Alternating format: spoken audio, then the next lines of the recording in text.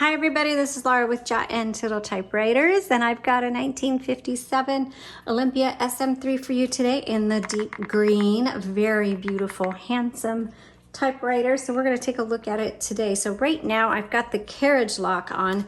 So the carriage sometimes works, sometimes doesn't. I noticed on this one before that it does, you do have to fiddle with the carriage to get it to engage with the lock.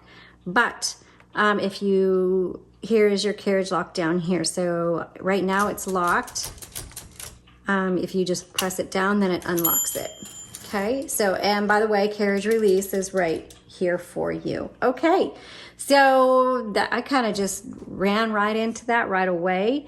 Let's go ahead and look at some of the other features before we get going much further. Will you give me a thumbs up on this? I sure appreciate it. Also, be sure to visit the links I have in the description below.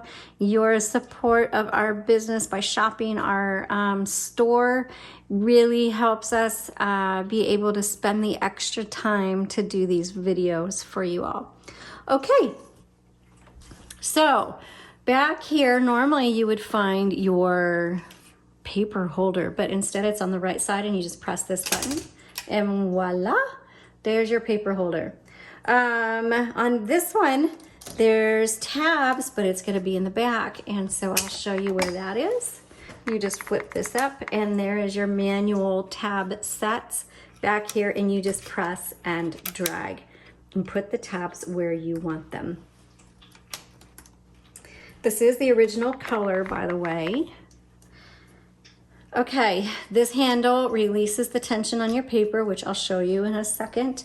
And then on the left side, when you hit your return handle, to set the line adjustment, it's right here on the left side. So single, double, triple.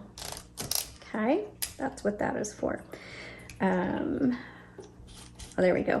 Okay, so right here on the back, it looks like a silver lever. If you press that down, that releases your roller.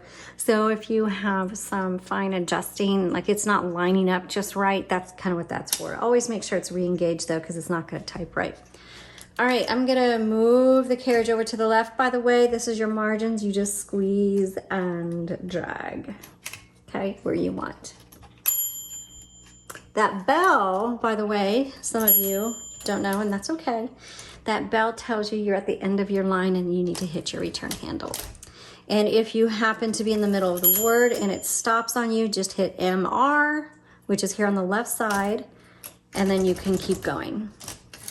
Okay, let's load up. Oh, we haven't, let me open up the top first. So move it to the left, open up the top inside. You'll see we have metal spools in here for you. I don't think they are the originals, but we did put in metal spools, which means we hand rolled this for you. And that means you have extra ribbon. So it's like you're getting an extra roll of ribbon with your typewriter. Yay! Okay. So to change out your ribbon, there are these little arms, and you just press that lever. It's a spring-loaded arm, so you gotta press that out before you lift it up. Same with this side. Okay, and you just lift them up and out, and then make sure you thread it. It looks like double barrels. Thread it through these double barrels, and then through here. There is an up-close image of this whole area on our website. Just visit the link in the description below. It says product listing, and you'll be able to bookmark that. Now, there's a lot of ink on this ribbon, so when you get to the end of the spool, it's not the end of the ink. You have to reverse the direction manually on our ribbons. We don't have grommets on our ribbons, and grommets, for those of you who are new, they auto-reverse your ribbons.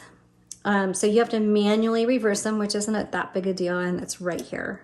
Okay, it doesn't matter which side, and you just go back and forth. If you happen to get this new, all of our typewriters come with fresh ribbon in them.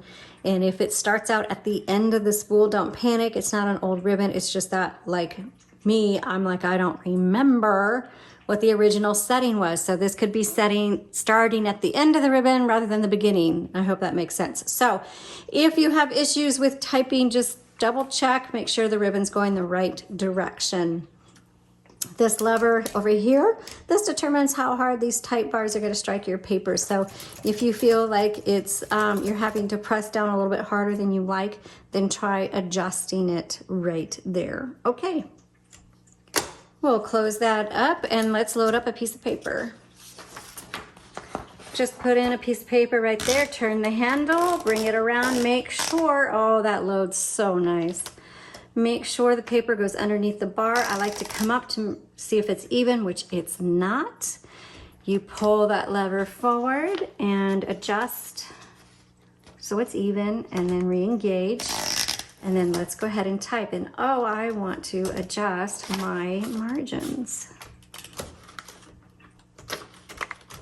Oh, I'm already at the end of my margin. Okay. So this is a 1957. I'm going to use the lowercase l for my number 1. 1957. Oh, these, the Olympia types, smooth as butter. Very nice. Oh, it's not a 7, it's a 3. I was just looking at a 7. Ooh, that's nice. Olympia has a completely different feel to it, in my opinion. Oops.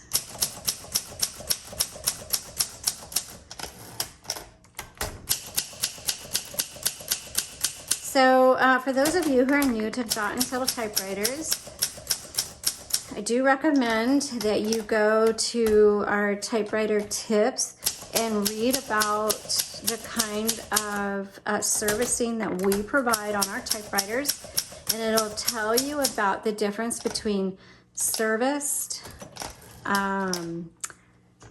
repaired, and restored typewriters. It's very important that you know the difference, okay? And then also, I recommend watching the video I did on buying typewriters so that you know kind of what's out there and what to expect and what to look for. Okay, let's switch the color. So it was on red, and the color selector is right here, and it's kind of weird. It's like silver on the bottom, white in the middle, and blue on the top. I don't know why, but blue is actually black. Silver is red. You'll figure it out. Ooh, baby, this is nice. Okay, backspace, because I forgot a letter. Brown. And what if you make a mistake like I did right there? Backspace, type over it. And you just keep going.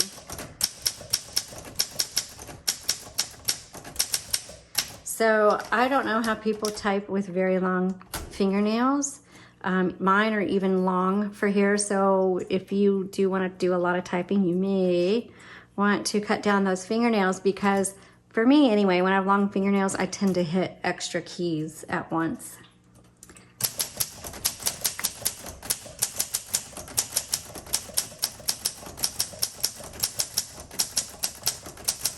Oh, and the little ticking sound, sometimes it's kind of irritating, but this is so cute.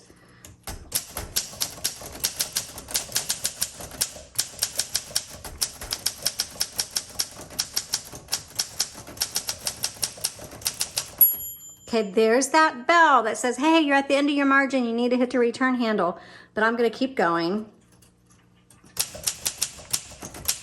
Okay, now it's gonna stop on me. I can't do anything. So now you hit MR, margin release, and you can finish out your thought.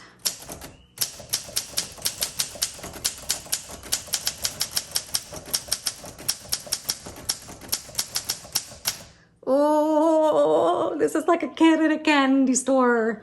So if you are going to be doing a lot of typing, I really love the Olympia. It's just a top quality machine. And so if you're going to be spending a lot of time on your typewriter, I highly encourage you to invest in an Olympia. So this one is excellent. The feel of it was perfect in terms of the keystroke, and I see very little outward signs of wear on this.